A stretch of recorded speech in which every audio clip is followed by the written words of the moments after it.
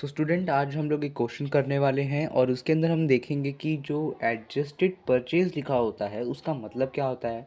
और अगर वहाँ पे एडजस्टेड परचेज लिखा है तो हम ट्रेडिंग अकाउंट किस टाइप से बनाते हैं। So as you can see that we have already prepare the format of trading account where the first amount is of particulars then amount then particulars then amount. ये amount debit होगा और यहाँ पे जो amount होगा वो credit होगा। ठीक है, तो अब एंट्री स्टार्ट करते हैं। सबसे पहली एंट्री है कि एडजस्टेड परचेज। ठीक है, तो एडजस्टेड परचेज को हम डेबिट साइड से स्टार्ट करेंगे। ठीक है, और टू लगा के स्टार्ट करेंगे, तो टू एडजस्टेड परचेज। जो वैल्यू है एडजस्टेड परचेज की वो है 15 लाख, तो यहाँ पे 15 लाख लिख देंगे ऐसे। देन नेक्स्ट है आपकी सेल जो कि 21,40,000 की है, तो यहाँ पे लिख देंगे बाय सेल 21,40,000। ठीक है, देन आपका है रिटर्न इनवर्ड्स। अब जो रिटर्न इनवर्ड्स है उसका मतलब होता है कि सेल्स रिटर्न, तो यहाँ पे लिखेंगे by sales return. Sales return है आपकी 40,000 की, तो यहाँ पे 40,000 लिख देंगे, तो अमाउंट हो जाएगा 21 लाख। ठीक है, उसके बाद लिखा है फ्रेट एंड पैकेजिंग। अब फ्रेट एंड पैकेजिंग हमारा डायरेक्ट एक्सपेंसेस, उसको लिखेंगे to freight and expenses. Freight and expenses हमारे डायरेक्ट एक्सपेंस होते हैं, तो ये ट्रेडिंग अकाउंट में आएंगे, जो कि 15,000 है। 15,000 के हैं तो 15,000 का लिख देंगे यहाँ पे। देन है आपका पैकेजिंग एक्सपेंसेस ऑन सेल, तो ऑन सेल है तो ये इनडायरेक्ट एक्सपेंस में आता है, ये मैन्युफैक्चरिंग के टाइम पे नहीं आता, तो उसको हम लोग ट्रेडिंग अकाउंट में नहीं लिखेंगे। देन डेप्रिशिएशन, वो भी इनडायरेक्ट एक्सपेंस है। फैक्ट्री एक्सपेंस हमारा डायरेक्ट एक्सपेंस है, तो उसको हम यहाँ लिखेंगे टू फैक्ट्री एक्सपेंस। ठीक है, आप पूरा लिखना टू फैक्ट्री एक्सपेंस। अब फैक्ट्री एक्सपेंस हमारा 60,000 का है, तो 60,000। अब यहाँ पे लिखा है क्लोजिंग स्टॉक। अब देखो, क्लोजिंग स्टॉक हमें यहाँ पे नहीं लिखना। देखो, हम क्या करते हैं कि जब हम पहले क्वेश्चन करते थे तो उसमें जब हम फॉर्मेट बनाते थे उसमें जो स्टार्टिंग होती थी वो होती थी ओपनिंग स्टॉक से। आपने पहले क्वेश्चन किए होंगे, था ना टू ओपनिंग स्टॉक, फिर उसके बाद होता है टू परचेज, फिर टू परचेज रिटर्न। तो जब परचेज में से परचेज रिटर्न हम लोग माइनस कर देते हैं, ठीक है, उसको हम बोलते हैं, जो वैल्यू आती है उसको बोलते हैं नेट परचेज की, मतलब हमने इसमें से ऑलरेडी परचेज रिटर्न माइनस कर दी है।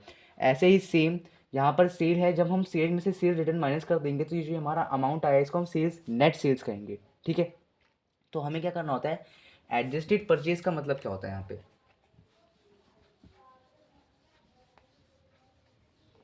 एडजस्टेड परचेज का मतलब होता है कि आपका जो नेट परचेज है, अब नेट परचेज का मतलब मैंने आपको भी बताया कि जब परचेज में से परचेज रिटर्न ऑलरेडी माइनस है तो उसको नेट परचेज बोलेंगे। प्लस में आपका ओपनिंग स्टॉक जो है, जो आपको स्टार्टिंग में मिलता है, माइनस उसमें से क्लोजिंग स्टॉक। ठीक है, क्लोजिंग स्टॉक जब माइनस करते हैं उसको हम एडजस्टेड परचेज कहते हैं। ठीक है, तो अगर आपको क्वेश्चन में गिवन है एडजस्टेड परचेज, इसका मतलब आपको क्लोजिंग स्टॉक लिखने की ज़रूरत नहीं है, उसमें आपको ऑलरेडी नेट परचेज हो नेट परचेज और ओपनिंग स्टॉक प्लस प्लस होके क्लोजिंग स्टॉक से माइनस हो चुका है, तो उस केस में आपको वहाँ पर क्लोजिंग स्टॉक नहीं लिखना है। अब इस क्वेश्चन में बोला गया था प्रिपेयर ट्रेडिंग अकाउंट, अब इसमें क्या करना है, और सिंपल सी बात है, इसमें हमको ग्रोस प्रॉफिट निकालना है और बैलेंस निकालना है। ठीक है, तो यहाँ पर इसका टोटल कर देते हैं 15 लाख प्लस 15,000, 15 लाख 15,000 प्लस 670, तो 15,75,000। ठीक है, इस साइड आ जाएगा 21 लाख। अब हमारा ग्रोस प्रॉफिट निकालने का फॉर्मूला हमने पढ़ा था, जो कि था sales minus cost of goods sold. ये कॉग है, इसको हम कहते हैं कॉस्ट ऑफ गुड्स सोल्ड। ठीक है, अब कॉस्ट ऑफ गुड्स सोल्ड का फॉर्मूला क्या होता है, जिसको ये समझ नहीं आता है करने का वो बहुत इजी तरीके से कर सकता है। कुछ फॉर्मूले हैं, उनको उनमें वैल्यू पुट करते जाओ और आंसर निकालते जाओ।